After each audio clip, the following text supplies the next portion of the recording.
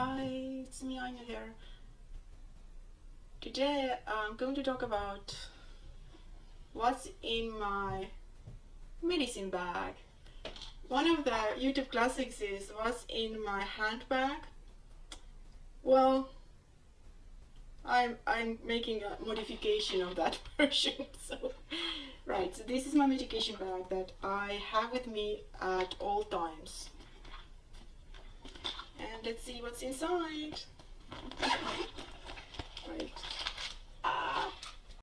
Quite a lot. Right. And I have also, this is where I put my pills. It has 4 slots, morning, noon, evening, bed time, right? So I have to fill it out again. I like when it's filled out nicely. Especially during the time I have to take chemo medication, because then I'm a little bit loopy. I can't remember what I took, and sometimes the medication amount just gets a little bit out of hand, and you just have to keep an eye on things. Right, let's see. So I haven't like organized or taken anything out. Everything what's in here is has been here yesterday, day before, and etc. And so just every morning and evening I open it, I grab my medications. Actually, this sleeps next to me on a bed. It's that important. And I used to have like a smaller version of medication bag. Actually, I'll show it to you. I think I have it here. Right. So my medications used to initially fit in here, and so it was easy to just add to my handbag.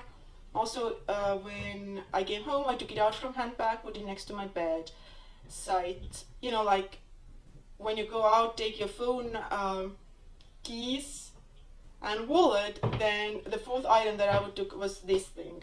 But unfortunately, this is too small. I can't keep up with. So now I do carry it if I need something like on the go medication, just in case I have things, and it's just all the time in my handbag. And then this version of my medications is next to my bed together with this guy, right? So here I sort things out, and so I don't take all the medications that are here necessarily every day. So some of the medications are to kind of take when I need them, or take care of the side effects of the first medications. Anyway, let's see what we have here. Okay, let's start with my chemo. So this is my Capecitabine. It comes by mail. I order it, and it comes in this biohazard chemotherapy drug portion bag. After use, dispose of in accordance with established procedures.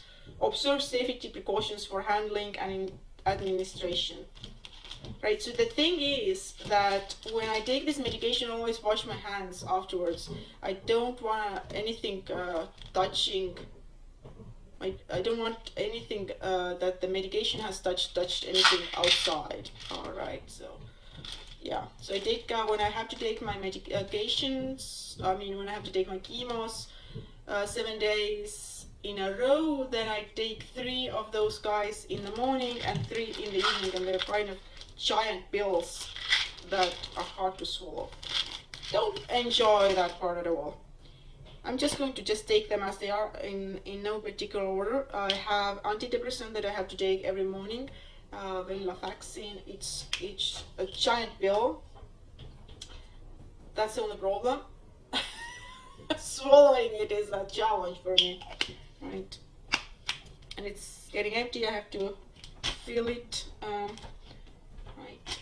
It's actually quite a struggle to continuously fill the medications on time, because usually most of the medications I get only for 30 days, and they just run out at different times, I guess, and I tried to make it more organized, but it's just impossible. Then this is famotidine. This is antacid and antihistamine. Take 1 tablet by mouth twice a day. So I don't take it every day, but sometimes I have noticed that the chemo medication, or I think that's what it does, that's a drug that sometimes makes my stomach kind of uncomfortable, and then I take anti-acid, right? Like today morning, even though I hadn't taken chemo for a while, I think today is my 5th day or 6th day. It's my 6 days to tomorrow is my last off day, right? And I, I had, for some reason, I had discomfort in my belly. I took it, it went away. So yeah, so this one lasts forever. I take them very rarely, like a couple a month, but it's very handy to have it, like a strong anti-acid medication that works right away, right? You don't want to suffer. Then we have morphine, 15 milligrams. And this is a full, and then I have morphine 30 milligrams that just ran out, so I have to actually take 30 milligrams morning and evening. Initially I took 15 milligrams, but it wasn't enough. I have quite a lot of it left over, and now I'm going to have to get it filled, the morphine 30 milligram one. And if you didn't know, some medications, let me see, you cannot order them. You cannot give a call to your doctor and ask them to send the medication straight to the pharmacy. Instead, you have to get a paper prescription. You have to go get it. And actually, because I was too weak, they sent it to me by mail. It came quite fast. Right. Yeah, tomorrow I definitely have to fill in. Let me see. I'm going to put them aside so I know. There's 2 already that I need. Okay. Then this one is Trazodone. This is a sleep medication. I took it only one time because I was thinking about changing my current option that sometimes I take for sleeping, which is Ativan, but I try not to take Ativan at all, because the problem is that the next day I'm super loopy and it takes me forever to wake up, and overall the day is a little bit ruined, and I have so many few good days these days that I just don't want to ruin them with Ativan. But when I'm taking chemo medication, sometimes I have so much pain and discomfort and everything that it just feels tremendously good to just take one sleeping medication, because then you kind of like, you relax and you can sleep, right? Right, so I keep it, I don't know. So the reason I took only one of this Trazodone sleeping medication was because it didn't work. I was up for hours and hours and hours, and I think I ended up taking Ativan at the end. And after that I haven't tried again, because I don't want to take medication that doesn't work. So it's completely full, I still have 2 refills on it. I don't know, I just keep it around, and some point have to make a decision if I have to throw it out of my bag. Next is prochlorperazine, 10 milligrams. This is super good nausea medication. Right. Anyway, let's get back to this. So I have Lorazepam. Let me see. Lorazepam, or another word for it is Ativan. So I have 3 versions of it. Let me see. Different. Okay, so I have 3 versions of Ativan. This is 2 milligrams. If I take 2 milligrams, then because Lorazepam together with morphine is extremely potent, I'm kind of like in a coma. Like, I will not wake up until it's 2-3 p.m. next day, and then I'm going to be loopy and not remember that day at all. So that's like puts me almost to coma, so I don't take it. So initially when I started complaining about sleep issues, because some of the medications kind of interfere my sleep, my doctor prescribed me this 2 milligram one, and so I initially started taking it, and it was crazy times, crazy times.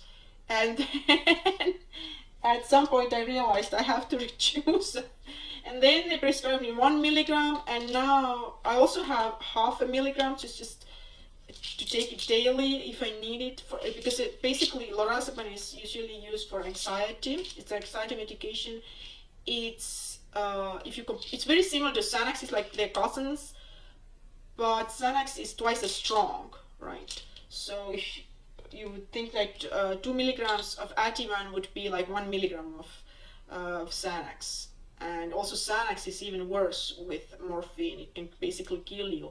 And in fact, I was prescribed Narcan. That's actually not in my bag because it's next to, it's on a night table, inside a night table's drawer right next to my hobby. So in case I stop breathing or I have trouble with breathing, because morphine and Lorazepam together can be so incredibly potent that it can kill me. And in that case, if basically it looked like I'm overdosing, my hobby have to give me Narcan. You know, it's kind of like you put, it's the same drug they give you on the people on the streets, the drug addicts who overdose, and emergency people come and they just put something in the nose and just spray it and keep spraying it until the person wakes up, right? If they wake up, of course. So that's kind of crazy time. And once I got the Narcan, which was actually prescribed to me quite recently, so I kept taking quite large doses of Ativan, and I wasn't aware how bad it was. And it was very loopy. And then when I finally saw palliative care, the palliative care doctor explained me some things about this Ativan morphine combination. After that, I have almost stopped taking Ativan at all, completely. It's just that bad. But I need to have Ativan with me at all times because I have had a panic attack. One time last year, I was driving to go get my daughter, and suddenly I felt I cannot breathe. It came on just like suddenly out of nowhere, and I was so close to the school, like just a few minutes driving, and I had to stop the car. I crawled out of the car because I thought I'm dying, and so at least they can find me and, you know, give me CPR or something. But if I kind of stay in the car, they might not find me in time. So I stopped the car and crawled out, and I was just kind of trying to breathe on the ground, on the road. The other traffic was coming toward me, and people just kind of were just staring at me. And then there was one lady who stopped, came out, and actually called the ambulance. And then once the ambulance came, everything, I calmed down, they took blood pressure, everything, and then we decided that it's possible that I had a panic attack, and they let me go because I didn't want to go with them. I just wanted to continue to get my daughter, right? And so this incident took, I don't know, half an hour or something, and it was super scary. And then when, and they also called to the school, explained what's happening, that I'm going to be late, or maybe not coming at all, and you know, and then I had a panic attack. And then I went there finally once they let me go, and the lady who was there keeping an eye on my daughter, before I could even say anything, she says, "Oh, I have had so many panic attacks in my life. I know exactly how you're feeling. It's okay. It's okay. Everything is okay." And then because I was so embarrassed, how I'm going to explain this, you know, and I was just, oh, okay, at least I'm not the only crazy person. Right, and so my point is that if I would have had Ativan at the time, I would have taken it very fast. It would have calmed me down, and I would have kind of been able to okay, and you know, not had all this scene with being on the middle of the road with the traffic coming and just stopping people, random people. Let's just please help me. It was so embarrassing. I didn't. I haven't had more panic attacks after that. Okay, so we have here Oxycodone. This is 10 milligrams. Also, this is what I have to refill, put it aside. I get only 30 days supplies. That is 120 tablets. This means I can take 4 tablets a day. Sometimes I take more, sometimes I take less, depending how much pain it is. So the way it works is that morphine takes care of majority of the pain that the cancer that's in the bones causes me. And then if there's any kind of breakthrough pain, then I take Oxycodone on top of that. Oxycodone is quite weak compared to morphine. And then I still have here a diuretic furosemide, 20 milligrams. Right, so I explained in one of my recent videos that sometimes I get edema in my left leg, so it kind of fills with water, or wants to fill with water. When I notice something, I take diuretic right away, so it kind of takes care of it before anything really can happen to my leg, because it is very dangerous. If you have edema in a leg, it can actually cause blood clot there, because everything is squished together, right? So I keep up with that, but it's not like every day. It's like every now and then. I don't know what causes that edema in my leg, but at the moment everything kind of is under control. It acts very fast. I take it a couple days after the problem has gone away, so usually I take it like 3 days in a row, and then that's it. What else do I have? So I have just Dramamine, though. So this is just over-the-counter medication, and in case the nausea medications don't work, so I can take Ativan, works for nausea. This one medication, prochlorosap, whatever that is, prochlorperazine, works for nausea. And then I have another one that works actually really fast. This is ondansetron. This is a miracle situation here, because ondansetron is also given in a different form, just as a pill, but this is in a form that you put it in your mouth and you chew it, or put it on the tongue, and it dissolves, and you get relief from nausea very, very fast, within 10-15 minutes. You just have to hold on till then. It's very good. It's like, even if you have like stomach flu or something and you're vomiting, it will take care of that situation too. But because of the chemo, I do experience nausea, and sometimes I have to take several of them. And the way it works is that you cannot take more of the same one. This way it works, the nausea, is that the receptors get full or something. You have to take different types of nausea medications. You take one pill of this, another pill of that medication, and you kind of work with different. And so Dramamine is the fourth one that I keep just in case all the other three haven't worked enough and I still have leftover nausea. And then I have Ritalin, right? And this is also almost empty. I have to fill it up. This is another medication that needs paper prescription. And then also this is one, so all of those actually, Morphine, Ritalin, and Oxycodone, they are all medications that are controlled substance. I don't remember what it's called. So basically, you have to give your driver's license to even get that medication from the pharmacy.